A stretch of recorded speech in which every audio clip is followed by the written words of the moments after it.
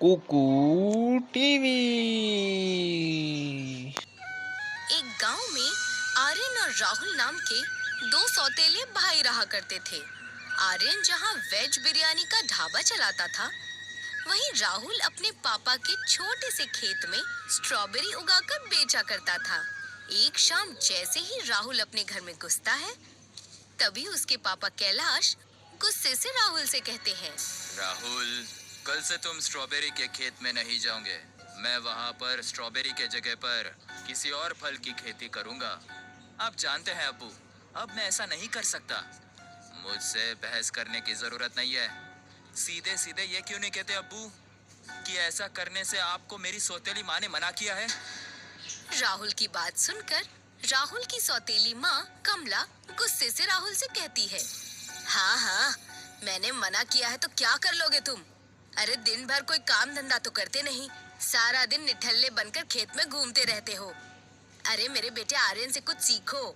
देखो वो अपने ढाबे में वेज बिरयानी बेचकर कितना कमाता है। अगर आर्यन इतना ही कमाता है तो आपको मेरी अम्मी के खेत पर इतनी नजर रखने की जरूरत नहीं है।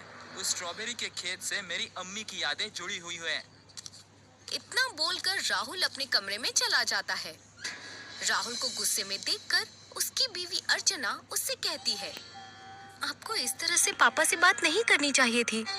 तुम जानती हो अर्चना कि मेरी सौतेली अम्मी हमेशा मेरे अब्बू को भड़काती रहती हैं। हाँ जानती हूँ, लेकिन आप खुद सोचिए कि अगर किसी दिन पिताजी ने आपकी माँ की बातों में आकर हम दोनों को घर से बाहर निकाल दिया तो हम क्या करेंगे? वैसे भी आप स्ट्रॉबेरी बेचकर जितनी भी कमाई करते हैं सब अपने पापा के हाथ में रख देते हैं, जबकि आपका सौतेला भाई जितना भी कमाता है एक भी फूटी कौड़ी घर पर नहीं देता। अगले दिन राहुल खेत में चला जाता है। राहुल के खेत में जाते ही आर्यन अपनी माँ से कहता है, अम्मी, आप तो कह रहे थे कि अब्बू खेत मेरे नाम कर देंगे। तो फिक्र मत कर बेटा, मैं आज तेरे पापा से बात करती हूँ और इस मसले को हल करती हूँ। कुछ वक्त बाद कमला कैलाश के कमरे में आकर गुस्से से बोलती है, शादी से पहले तो आपने मेरे घर वालों से कहा था कि आप मेरी हर बात मानेंगे। आखिर मैंने तुम्हारी कौन सी बात नहीं मानी कमला? तो फिर उस स्ट्रॉबेरी के खेत को मेरे बेटे के नाम करवा दीजिए। कमला, घर को तो मैं पहले ही तुम्हारे नाम करवा चुका हूँ। अगर स्ट्रॉबेरी का खेत भी आर्यन के नाम पर कर दूंगा तो फिर राहुल क्या करेगा? वो तो बेचारा आर्यन की तरह पढ़ा लिखा नहीं है। सही कहा आपने, राहुल आपका सगा बेटा है ना, इसलिए आपको बेचारा लग रहा है। और आर्यन मेरे पहले पति का बेटा है, तो आपको उसका ख्याल क्यों आएगा? रो मत कमला, अगर तुम्हारी यही जिद है तो फिर मैं आज ही आर्यन को लेकर तहसील चला जाता हूँ और अपना खेत उसके नाम कर देता हूँ। कैलाश उसी वक्त अपने सौतेले बेटे आर्यन को लेकर तहसील चला जाता है और अपना खेत उसके नाम करवा देता है। शाम को जैसे ही राहुल घर पर आता है तो कैलाश उससे कहता है, मैंने खेत आर्यन के नाम पे करवा दिया है राहुल। बेहतर होगा कि तुम कल से अपने खेत में ना जाओ। ये सुनकर राहुल बुरी तरह से चौंक जाता है। ये तो मेरे साथ ठीक नहीं किया अब्बू। आपको ऐसा करने का कोई फर्ज नहीं। तुम्हारी इतनी हिम्मत कि तुम मुझे अब फर्ज बताने लगे। मेरे फर्ज कितने हैं शायद तुम नहीं जानते। जाओ, इसी वक्त अपनी बेगम को लेकर यहाँ से दफा हो जाओ। वैसे भी ये घर मेरे नाम पर है और मेरी भी मर्जी नहीं है कि तुम यहाँ पर रहो। राहुल की आंखों में आंसू आ जाते हैं। वो अपनी बीवी को लेकर घर से बाहर निकल जाता है। अर्चना रोती हुई राहुल से कहती है, मुझे जिस बात का डर था वही हुआ, अब हम कहाँ जाएंगे? हम ये कस्बा ही छोड़ देंगे और दोबारा यहाँ पर कभी नहीं आएंगे।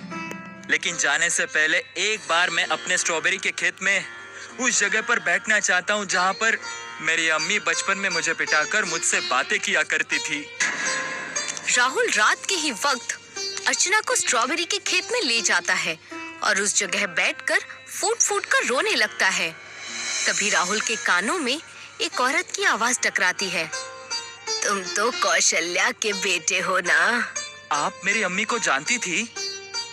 हाँ, अच्छी तरह से। तुम्हारी माँ बहुत अच्छी इंसान थी। उसने ही मुझ विधवा को सहारा दिया था। लेकिन तुम अपनी बीवी के साथ इतनी रात को यहाँ क्यों रो रहे हो बेटा? राहुल उस बुजुर्ग औरत को सारा मसला बताता है। लेकिन आप यहाँ पर इतनी रात में क्या कर रही हैं?